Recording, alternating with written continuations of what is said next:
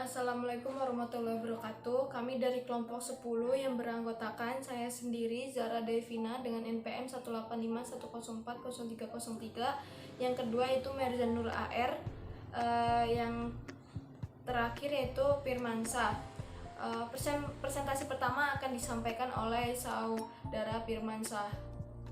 Perkenalkan, nama saya Firmansyah, NPM 1851040278 MBSE dari kelompok 10. Di sini saya akan menjelaskan tentang celebrity endorsement. Menurut Reach 2012 halaman 329, celebrity endorser adalah seorang aktor atau artis, entertainer atau atlet yang mana dikenal atau diketahui umum atau atas keberhasilan di bidang masing-masing untuk mendukung sebuah produk yang diiklankan di media, mulai dari media cetak, media sosial, dan media televisi. Di sini celebrity endorsement memiliki indikator variabel.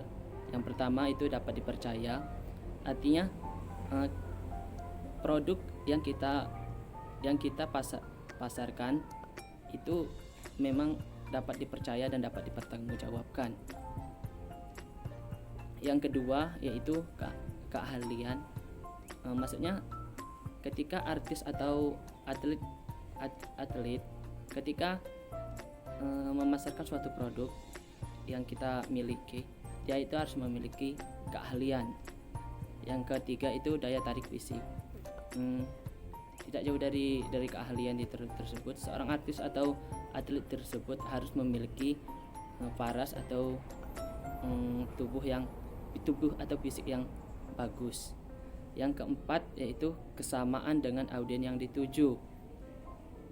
Dan yang kelima yaitu kemampuan. Seorang atlet atau artis ketika dia ingin memasarkan suatu produk kita, dia itu harus memiliki kemampuan agar bisa menarik banyak pelanggan sehingga untuk tertarik untuk membeli produk yang kita miliki. Yang keenam yaitu popularitas. Popularitas di sini yang saya ketahui maksudnya artis atau atlet ini memang sudah dikenal oleh khalayak ramai atau masyarakat umum. Yang selanjutnya itu brand image. Menurut Henslow tahun 2008 halaman 45, yaitu kesan yang didapat menurut tingkat dari pengetahuan dan pengertian akan fakta mengenai orang, produk, atau situasi. Brand image memiliki indikator variabel. Yang pertama yaitu citra terhadap produk, yaitu merupakan persepsi masyarakat terhadap produk. Karena image yang bagus tentang produk akan menguntungkan perusahaan. Karena konsumen seakan tidak sadar akan merekomendasikan produk kita kepada orang lain. Yang kedua, citra terhadap perusahaan. Persepsi suatu organisasi yang direkam di memori konsumen sehingga mempengaruhi terhadap perusahaan. Karena terbentuknya citra yang baik di mata pelanggan akan meningkatkan loyalitas pelanggan terhadap perusahaan tersebut. Yang ketiga yaitu citra terhadap pelayanan. Maksudnya citra terhadap pelayanan. Ketika konsumen ingin membeli suatu produk kita harus melayaninya dengan sebaik-baik mungkin sehingga dia tertarik sehingga membeli produk yang kita perjualbelikan. Yang keempat citra pembuatan. Yang kelima yaitu keunggulan produk. Maksudnya di sini keunggulan produk. Produk yang kita produksi atau yang kita buat harus memiliki keunggulan tersendiri dari produk lain. Maksudnya di sini produk yang kita produksi itu harus memiliki daya tarik tersendiri. Yang keenam itu keunikan produk. Keunikan produk di sini produk yang diproduksi itu harus memiliki keunikan dari produk yang lain sehingga bisa menarik minat beli suatu pelanggan. Yang ketujuh itu kesukaan. Yang kesukaan itu maksudnya ketika kita membuat suatu produk itu, hal yang pertama itu hal yang harus berarti kesukaan, karena pelanggan itu tidak akan pindah apabila dia memang menyukai produk yang kita buat. Ini saya akan menjelaskan variabel X yang ketiga, yaitu testimoni. Definisi operasional testimoni menurut Setiawati tahun 2015, testimoni adalah suatu rekomendasi dari seseorang yang pernah membeli dan menggunakan produk sehingga akan lebih efektif apabila konsumen itu sendiri yang memberikan kesaksian tentang ulasan produk yang ditawarkan. Jadi dengan memberikan testimoni itu akan menimbulkan rasa kepercayaan untuk calon pembeli tersebut. Lalu selanjutnya ada indikator. Menurut Andrew Griffiths 2011, indikator testimoni itu ada 3. Yang pertama, isi pesan yang disampaikan mengutamakan hal-hal yang faktual dan nyata.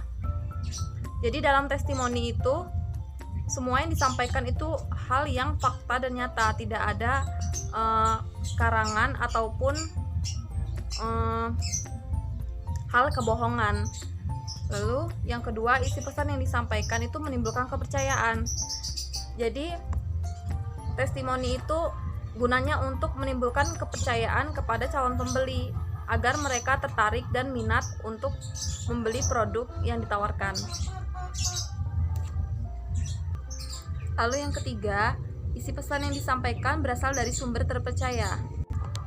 Maksudnya itu testimoni itu diberikan dari orang-orang yang pernah menggunakan dan memakai barang dari perusahaan tersebut. Jadi sudah jelas ia pernah menggunakan barang tersebut dan mengatakan apakah itu baik atau bagusnya produk tersebut, dan juga terlihat apakah produk itu emang seperti apa yang dikatakan di iklan tersebut. Assalamualaikum warahmatullahi wabarakatuh. Nama saya Zara Devina dengan NPM 18510403003 kelas MBSE. Di sini saya akan melanjutkan penjelasan dari saudari Merzanul AR tentang variabel Y atau variabel yang dipengaruhi, yaitu variabel minat beli konsumen. Yang pertama itu definisi variabel minat beli konsumen. Menurut Ali Hasan 2013, minat beli merupakan kecenderungan konsumen untuk membeli suatu merek atau mengambil tindakan guna berhubungan dengan pembelian yang diukur dengan tingkat kemungkinan konsumen melakukan pembelian. Selanjutnya yaitu indikator dari minat beli menurut Super dan Kretsch. Yang pertama yaitu perbedaan pekerjaan. Artinya dengan adanya perbedaan pekerjaan, seseorang dapat diperkirakan minat terhadap tingkat pekerjaan yang ingin dicapainya, aktivitas yang dilakukan, penggunaan waktu senggangnya, dan lain-lain. Yang kedua itu perbedaan sosial ekonomi. Artinya seseorang yang mempunyai sosial ekonomi tinggi akan lebih mudah mencapai apa yang diinginkannya daripada seseorang yang mempunyai sosial ekonomi rendah. Yang ketiga yaitu perbedaan hobi atau kegemaran. Artinya bagaimana seseorang menggunakan waktu senggangnya terhadap hobi tersebut. Yang selanjutnya itu perbedaan jenis kelamin. Artinya yaitu minat beli wanita dan pria akan berbeda. Yang terakhir yaitu nomor 5, perbedaan usia. Artinya anak-anak remaja dan orang tua akan berbeda minatnya terhadap suatu barang untuk kebutuhan beraktivitas atau memenuhi keinginan pada suatu barang tersebut. Sekian dari kelompok kami. Jika ada kesalahan kami mohon maaf, baik itu yang disengaja maupun tidak.